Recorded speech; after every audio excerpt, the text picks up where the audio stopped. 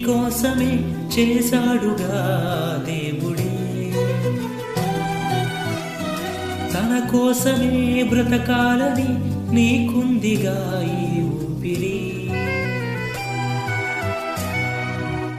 కొద్ది కాలమేగా నీవు బ్రతకగలవు, వెళ్ళిపోతావనే నీకు ముందు తెలుసు. మరి ఎందుకు ఎందుకు ఎందుకు ఎందుకు భూమి మీద ఏదేదో చేద్దామని,